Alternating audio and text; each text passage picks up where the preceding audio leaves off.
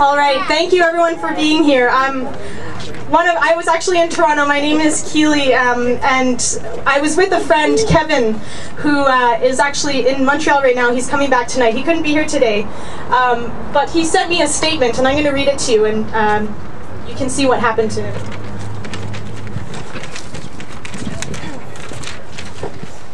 Freedom is not free. It must be constantly guarded, or those with power will infringe on freedoms bit by bit until they are lost entirely.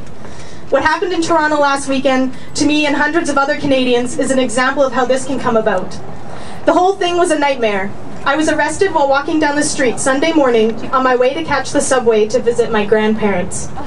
A group of police officers swarmed, took my backpack, started questioning me and searching my bag. They accused me of being a part of the Black Bloc because I had a black rain jacket and hoodie in my backpack. They arrested me for possession of a concealed weapon because I had a multi-tool in my backpack. I was verbally abused and threatened. They put me in a paddy wagon for over 3 hours before finally taking me to the detainment center. I was thrown in a cell with 20 other guys. It had a small bench and one toilet with no door. Nothing to sleep on was provided. The floors were very cold and the lights were on all the time. No sanitation of any type was provided. The only food provided was processed cheese sandwiches and water or a questionable yellow Tang-like beverage.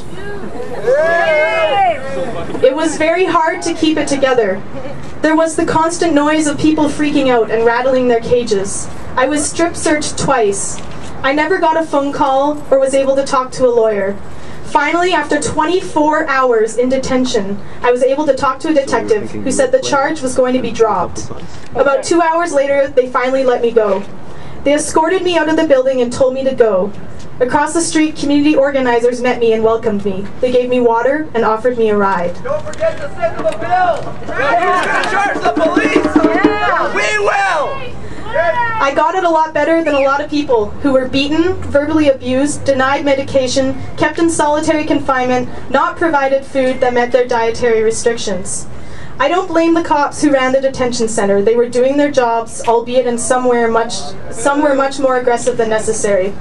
The people who planned this and organized these human rights abuses should be held accountable. Civil liberties are the foundation of our freedom. Thank you for standing up and being a voice for all Canadians. Civil liberties, and I urge you and all Canadians to continue to demand an inquiry into the police actions of G20 in Toronto and the policies and decisions made by our leaders that led up to them.